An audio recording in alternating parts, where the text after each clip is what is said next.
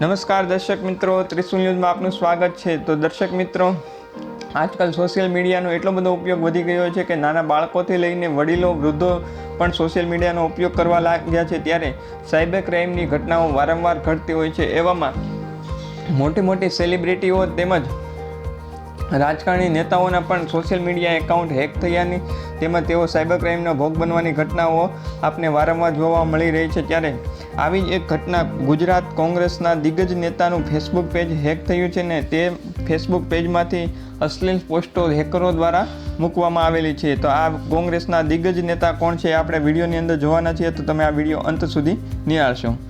હાલમાં હેકરો દ્વારા મોટા સેલિબ્રિટીઓના સોશિયલ મીડિયા પેજ આસાનીથી હેક કરીને ભેજાબાજુ અવનવી રીતે પૈસા કમાવાની તરકીબો શોધી રહ્યા છે। ત્યારે આજે ગુજરાતના કોંગ્રેસના એક દિગ્ગજ અને શિક્ષિત નેતાનું પેજ હેક થઈ ગયું હોવાની જાણકારી સામે આવી છે। હેકરોએ આ નેતાનું પેજ હેક કરીને અશ્લીલ ફોટો સાથે વેબસાઇટની લિંક ક્લિક કરવાની સ્ટોરી મૂકીને આ નેતાઓના ફોલોઅર્સને ક્લિક કરવા મજબૂર કરાયા છે। ત્યારે ગુજરાત કોંગ્રેસના પ્રવક્તા જયરાજસિંહ પરમારના પેજને હેક કરીને તેની સ્ટોરીમાં એક પોસ્ટ કરવામાં આવેલી છે। તો ઉલ્લેખનીય છે કે 2017માં ભાજપ ગુજરાતની વેબસાઇટ પણ હેક થઈ હતી। આ અગાઉ ઘણીવાર બોલિવૂડ સેલિબ્રિટીઓના પેજ પણ હેક થઈ ચૂક્યા છે। ત્યારે ભારતીય ફિલ્મ ઉદ્યોગની સૌથી પ્રખ્યાત હસ્તીઓમાંની એક એટલે અમિતાભ બચ્ચન ભૂતકાળમાં હેકરોનો શિકાર બન્યા હતા। તેમના ટ્વિટર એકાઉન્ટ તુર્કીના હેકર દ્વારા હેક કરવામાં આવ્યું હતું, જેણે પ્રોફાઇલ ફોટો, કવર ફોટો તેમજ મેગાસ્ટારના ટ્વિટર બાયોને બદલ્યો હતો। પ્રખ્યાત ફિલ્મ નિર્માતા કરણ જોહરનું ટ્વિટર એકાઉન્ટ પણ અગાઉ હેક થયું હતું। હેકરે તેના ખાતા દ્વારા અન્ય સેલિબ્રિટીને વિચિત્ર સંદેશાઓ મોકલ્યા હતા અને જ્યારે તેની જાણ થઈ ત્યારે તેણે સાયબર ક્રાઇમ શાખાને આ ઘટનાની જાણ કરી હતી।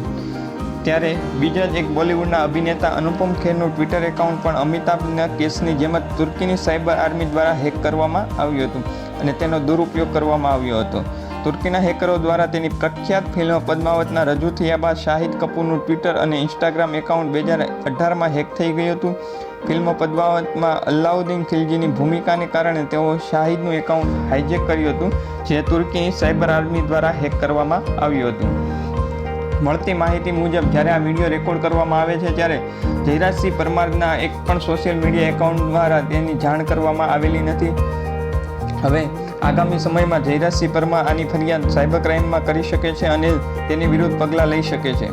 તો આ હતા આજની અપડેટ્સ। આવી જ અપડેટ્સ મેળવવા માટે અમારી આ ચેનલ ત્રિશુલ ન્યૂઝને સબસ્ક્રાઈબ કરી દેજો અને બાજુમાં રહેલ બેલ આઇકનને પ્રેસ કરી દેજો।